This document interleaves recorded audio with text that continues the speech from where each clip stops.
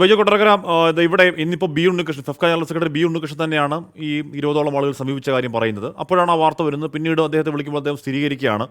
ഒരുപക്ഷെ ആ പശ്ചാത്തലത്തിൽ കൂടിയാകുമോ ശ്രീ ലിബർട്ടി ബഷീർ ഇത് ബി ഉണ്ണികൃഷ്ണൻ മാക്ട പൊളിച്ച് എക്സ്പെർട്ടൈസിൽ ഇപ്പോൾ എന്തോ കാരണം കൊണ്ട് അമ്മ പൊളിക്കാനുള്ള നീക്കവുമായി ഇറങ്ങിയിരിക്കുന്നു തോന്നുന്നത്. ആ തീരോട് താങ്കൾ യോജിക്കുന്നുണ്ടോ ശ്രീ ബൈജു കൊട്ടരക്കര?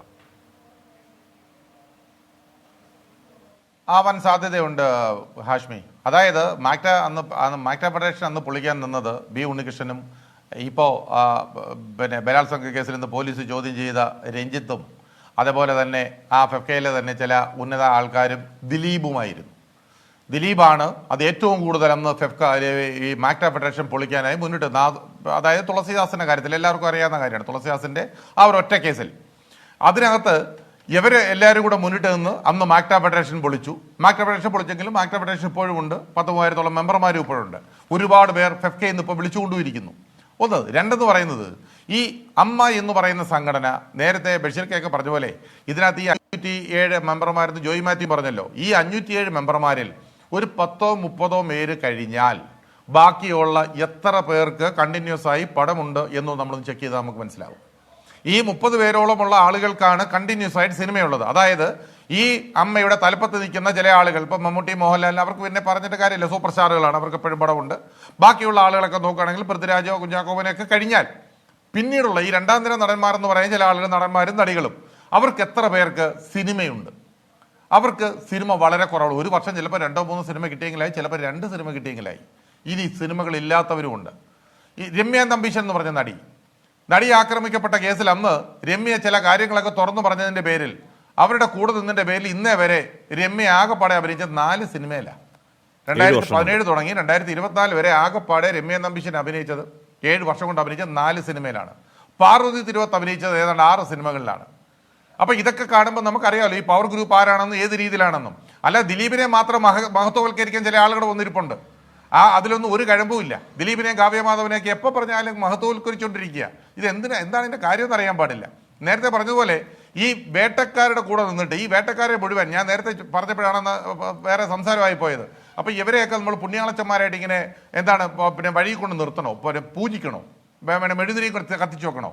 മുകേഷിന്റെയും രഞ്ജിത്തിന്റെയും ഇവരാരും ഒന്നും ചെയ്തിട്ടില്ല.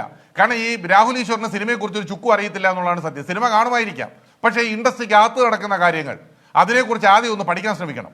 ഇൻഡസ്ട്രിക്കകത്ത് എന്താണ് നടക്കുന്നത്, എന്താണ് സംഘടന, ഏതെല്ലാം സംഘടനകളിൽ എന്തൊക്കെ പ്രശ്നങ്ങളാണ് നടക്കുന്നത്, ഇവിടെ എന്താണ് ലൊക്കേഷനിൽ നടക്കുന്നത് എന്നുള്ള കാര്യങ്ങളൊന്ന് പഠിച്ചു കഴിഞ്ഞാൽ വളരെ വ്യക്തമായിട്ട് കാര്യങ്ങൾ മനസ്സിലാക്കും.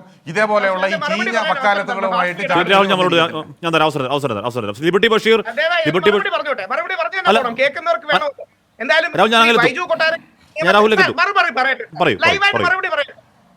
അതായത് ബൈജു കൊട്ടാരക്കര നിയമത്തെ കുറിച്ച് ഒന്നും അറിയില്ല. ശ്രീ രഞ്ജിത്തിനെതിരെ ഇട്ടിരിക്കുന്ന വകുപ്പ് 354 ആണ്.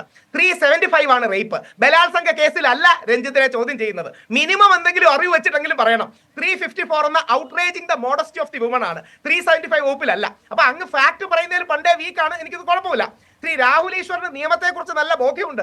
2, ഞാൻ തിരിച്ച് വ്യക്തിപരമായി പറയുന്ന ഒരാളാണ്. താങ്കൾ കഴിഞ്ഞ നൂറ്റാണ്ടിലല്ലേ അവസാനം സിനിമ എടുത്തത്? ഈ നൂറ്റാണ്ടിലല്ലോ, കഴിഞ്ഞ നൂറ്റാണ്ടിന്റെ തുടക്കത്തിലല്ലേ. അതുകൊണ്ട് സിനിമയിൽ ആരോടെങ്കിലും അസൂയ വെച്ചിട്ട് ആരെങ്കിലും അപകീർത്തിപ്പെടുത്താൻ എന്ത് അർത്ഥമാണ്? ശ്രീ ദിലീപിനെതിരെ ആകട്ടെ, ബാക്കിയുള്ളവർക്കെതിരെ ആകട്ടെ,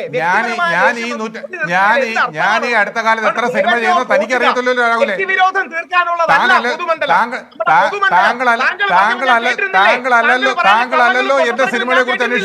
ഞാൻ പറയുന്ന സത്യം നീ കേൾക്കൂ. അതുകൊണ്ട് താങ്കൾ പറയുന്ന എല്ലാ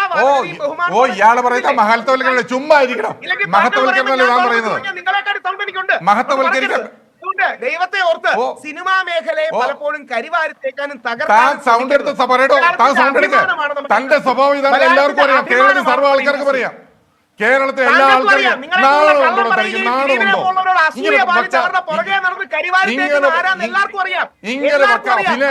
പല കള്ളപ്പരാതികളും ഇല്ലാതായത്. ഞാൻ ദിലീപിനെ പൈസ മേടിച്ചിട്ടില്ല. കള്ളം പറയാം. അതുകൊണ്ട് കേരളത്തിലെ ജനങ്ങൾക്ക് ഇത് എന്താണ് സംഭവിക്കുന്നത്? രാഹുൽ പൈസ മേടിച്ചത് അങ്ങനെയാണോ? ചർച്ചയുടെ മര്യാദയെങ്കിൽ അദ്ദേഹത്തോട് പറയണം. അദ്ദേഹം പറയുന്ന കാര്യങ്ങൾ യോജിച്ചിട്ടല്ലല്ലോ ഞാൻ മിണ്ടായിരുന്നത്. അതൊരു പരസ്പര മര്യാദയാണ്. തീർച്ചയായും ഇത് കേട്ടോണ്ടിരിക്കുന്നവർ പോലും ശ്രദ്ധിക്കണം. ഇപ്പൊ നിങ്ങൾ കണ്ട നിങ്ങളുടെ ഫ്രണ്ട് വെച്ചുള്ള ഒരു കളവാണ് രഞ്ജിത്ത് ബലാത്സംഗ കേസിൽ പെട്ടു എന്ന്. രഞ്ജിത്ത് ബലാത്സംഗ കേസിൽ അല്ല പെട്ടിരിക്കുന്നത്, 354 എന്ന് പറയുന്ന കേസിലാണ്. രഞ്ജിത്തിനെതിരെ രണ്ടാമത് വന്ന പരാതി എന്ന് പറയുന്നത് വ്യാജ പരാതി എന്ന് തെളിയിക്കാൻ 2015 തുടങ്ങിയ ഹോട്ടലിൽ 2012 ഈ വ്യക്തിയെ പീഡിപ്പിച്ചു എന്ന് പറഞ്ഞിരിക്കുന്നത്. അപ്പൊ ആരെയെങ്കിലും വ്യാജ പരാതികൾ കൊണ്ട് ഇങ്ങനെ കരിവാരി തേച്ച് വ്യക്തിവിരോധം തീർക്കുന്നതാകരുത് നമ്മുടെ മാധ്യമ മണ്ഡലവും പൊതുമണ്ഡലവും നിയമമണ്ഡലവും. ഇവർക്കെതിരെ എല്ലാം കോടതിയുടെ ആക്ഷൻ വരട്ടെ, എന്നിട്ട് നിങ്ങൾ തകർക്കാൻ ശ്രമിക്കുകയാണ്. ലിബർട്ടി ബഷീർ ഇവിടെ ഇപ്പൊ താങ്കൾ പറയുന്നത് ഈ പറയുന്ന വേട്ടക്കാരുടെ കൂട്ടത്തിൽ കൂടുതൽ ഫെഫ്ക അംഗങ്ങളാണ് താങ്കൾ പറഞ്ഞാൽ, ഇരകളുടെ കൂട്ടത്തിൽ കൂടുതൽ ഈ പറയുന്ന താരങ്ങൾ തന്നെയല്ലേ, അല്ലെങ്കിൽ താരങ്ങളുടെ അമ്മ എന്ന് പറയുന്ന അമ്പറിലേക്ക് താഴെ അവർ നോക്കേണ്ടവർ തന്നെയല്ലേ? അതുണ്ടായിട്ടില്ല. അത് മാത്രമാണ് ഈ സെക്ഷൽ അട്രോസിറ്റീസ് മാത്രമാണ്. അതല്ല ഈ പറയുന്ന വിലക്ക്, ഈ പറയുന്ന അതിഭീകരമായ വേതന നിരക്കിലെ ആ പറഞ്ഞ അതിഭീകരമായ ഗ്യാപ്പ്, അത് തന്നെ കൊടുക്കാത്ത അവസ്ഥ, ഇതിനോടൊന്നും പ്രതികരിക്കാൻ കഴിയാത്ത ഒരു ക്ലബ്ബ് സ്വഭാവത്തിലെ സംഘടനയാണ് അമ്മ. അതിനപ്പുറം നിയമപ്രകാരം ട്രേഡ് യൂണിയൻ വന്നോട്ടെന്നേ, ആർക്കാണ് ഇതിലെ പ്രശ്നം? എൻ്റെ ആദ്യ ചോദ്യം ഇപ്പോൾ അത് ബി ഉണ്ണികൃഷ്ണൻ്റെ പ്ലോട്ടാണെങ്കിലും അല്ലെങ്കിലും.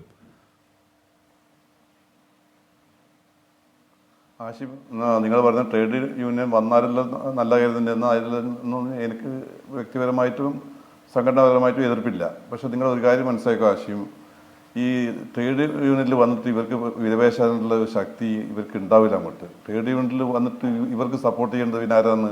പ്രൊട്ടക്ഷൻ ബോയ്സും നിങ്ങൾ നേരത്തെ ഇപ്പം പറഞ്ഞ അതിന് അതിൽ ഈ അനുഭവിച്ച ഹേമ കമ്മീഷനിൽ പിന്നെ പറഞ്ഞ അതിൽ കുറേയധികം ഭാഗം ഫെഫ്കയിലും ഉണ്ട്, അമ്മയിലുണ്ട്.